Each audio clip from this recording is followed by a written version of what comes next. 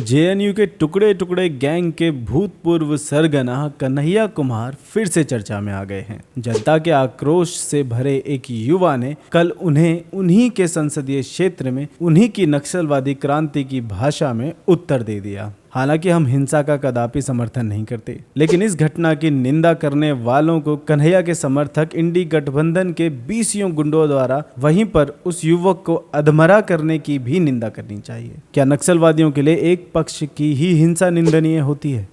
मन के हारे हार है, मन के जीते जीत, घंटी क्या तब बजाएगा जब उम्र जाएगी बीत। जय श्री राम दोस्तों। कांग्रेस पार्टी के युवा नेता और उत्तर पूर्वी दिल्ली के प्रत्याशी कन्हैया कुमार के साथ एक हादसा हो गया।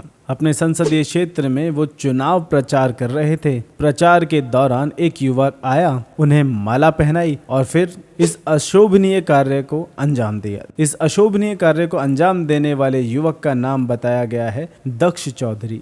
इस घटना का वीडियो हम आपको नहीं दिखा रहे हैं। कन्हैया जी के सम्मान में युवक ने खुद से वीडियो बनाकर सूचना दी कि उसने ये रास्ता क्यों अपनाया था। जय श्री राम भाई, जय गौ माता की। जिस कन्हैया लाल ने नारे लगाए थे कि भारत तेरे टुकड़े हो, अफजल तेरे कातिल जिंदा हैं, हम शर्मिंदा हैं। दे दो भाई, सर फट चुका पूरा। दोनों भाइयों ने चांटे का जवाब दिया है।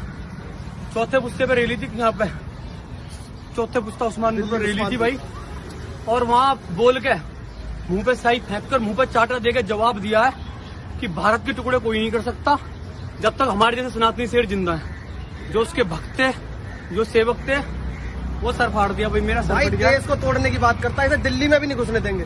ये भारत के सैनिकों को देशद्रोह वो बताता है, बलात्कारी, रेपिस्ट बताता है। इसका इलाज कर दिया है, आप लोगों को न्यूज पहुंच जाएगी सभी को। बहुत बढ़िया इलाज कर दिया, जो कहा था वो कर दिया। जितने भी आर्मी के जितने भी जवान हैं, भारत माता की जय, सबका बदला लिया जी। इंडियन आर्मी जिंदाबाद, गौ माता की जय, जय जय श्री राम, जय गौ माता, जय गौ माता, भारत माता की जय। हालांकि लोकतंत्र में इस प्रकार के रास्ते का कोई स्थान नहीं होता, लेकिन सोचने का विषय ये है कि जेएनयू में जिन नक्सलवादी और आतंकवादी संगठनों के समर्थन में कन्हैया भारत तेरे टुकड़े होंगे इंशाअल्लाह इंशाअल्लाह के नारे लगाते थे, वो भी तो हिंसा का ही सहारा लेते थे। वो भी तो देश को हिंसा के द्वारा ही तोड़ना चाहते थे। वो भी तो बिना पुलिस, न्याय व्यवस्था और लोकतंत्र के कंगारू कोर्ट और भीड़ के द्वारा न्याय की व्यवस्था बनाने के लिए लाल क्रांति करते थे। खुद कन्हैया पिछला लोकसभा चुनाव बिहार की बेगूसराय सीट से जिस मार्क्सवादी पार्टी से लड़े थे, वो पार्टी बिहार ही नहीं पूरे देश में इन नक्सलवादियों की बौद्धिक इकाई के रूप में ही तो जानी जाती थी। अगर आपकी ही भाषा में किसी ने आपको उत्तर दे दिया तो आप क्यों रोए? और यदि सामने वाले ने गलत किया था तो आपने भी तो उसके साथ वही किया। बस अंतर इतना है, उसने आपके समर्थकों की भीड़ में अकेले घुसकर ऐसा किया और आपने अपने समर्थकों की भीड़ से उस अकेले निहत्थे लड़के को पिटवा कर अपनी मर्दानगी और अपनी विचारधारा दोनों स्पष्ट कर दी।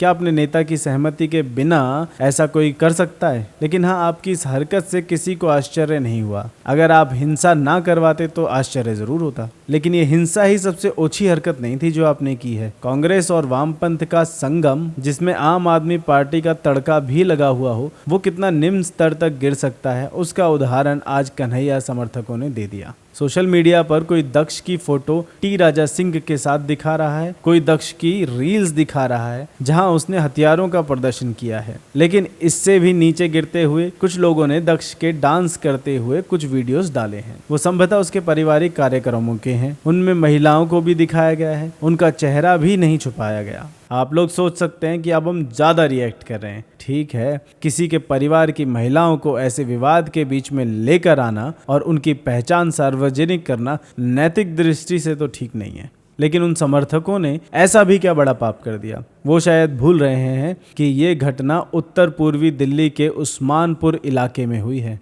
नाम सुनकर यूं तो आपको पता ही चल गया होगा, लेकिन फिर भी आपको बता दें कि ये इलाका उन्हीं इलाकों में से एक है जिन्हें लोकल भाषा में जनता ही नहीं पुलिस प्रशासन भी मिनी पाकिस्तान के नाम से बुलाते हैं। ये उसी एरिया के पास है जहां सीएए विरोधी दूसरा शाहीन बाग दिल्ली में बनाया गया था। ये उसी एरिया की बात हो रही है जहां सीएए विरोध के नाम पर हिंदू विरोधी दंगे दिल्ली में हुए थे। ऐसे एरिया में घर की महिलाओं की जानकारी सार्वजनिक करने का मतलब जानते हैं आप? चुनाव तो आते जाते रहेंगे, कन्हैया तो इन तंग गलियों को छोड़कर 5 स्टार होटल में वापस चले जाएंगे, लेकिन इन लोगों को यहीं रहना है, आग के बीच रहकर आग से खेलना है। इसलिए पुलिस प्रशासन से अनुरोध है कि दक्ष चौधरी के परिवार को उचित सुरक्षा प्रदान की जाए। जो हजारों लोगों और दर्जनों कैमरा के बीच दक्ष की ये हालत बना सकते हैं, वो मीडिया और कैमरा के चले जाने के बाद क्या कर सकते हैं वो आप सोच भी नहीं सकते। बाकी कन्हैया का डेरा तो वैसे भी 25 मई तक ही है। चित्रकूट में आज हम सुनेंगे किष्किंधा कांड श्लोक संख्या 2 भाग द्वितीय। श्री राम नाम की महिमा बताते हुए तुलसीदास जी कहते हैं, संसारामय भेषजम सुखकरम श्री जानकी जीवनम धन्यास्ते कृतिनः पिबंती सततम श्री राम नाम अमृतम। वो सुकृति पुरुष धन्य हैं जो जन्म मरण रूपी रोग की औषधि सबको सुख देने वाले श्री जानकी के जीवन स्वरूप श्री राम नाम रूपी अमृत का निरंतर पान करते रहते हैं। राजनीति में आज का ज्ञान है इंडी गठबंधन वालों के नाम। देखिए, ये वामपंथी क्रांतिकारी सुनने में तो अच्छे लगते हैं, टीवी पर इनसे आप तालियां तो बटोर सकते हैं लेकिन वोट नहीं बटोर सकते। इनका भौकाल तब तक ही है जब तक उन्हें करीब से कोई ना देख ले। अब जैसे ये भाई हाईवे पर गाड़ी दौड़ा रहा था और उसे ये ट्रक देखने को मिला जिसने किसी ट्रक का फ्रंट उठाकर अपनी बैक पर लगा रखा था। मैं अभी आ रहा कम से कम 100 की स्पीड पे और मेरी इसे देखते उल्टा रोंग साइड कहां से आ रहा भाई, मेरा कहते हैं ना दिल मुंह में को आ गया। अगर आप भी कन्हैया को वापस पढ़ने भेजना चाहते हैं तो कृपया हमारे पेजेस को लाइक, शेयर और सब्सक्राइब अवश्य कीजिए, क्योंकि खुशियां बांटने से बढ़ती हैं।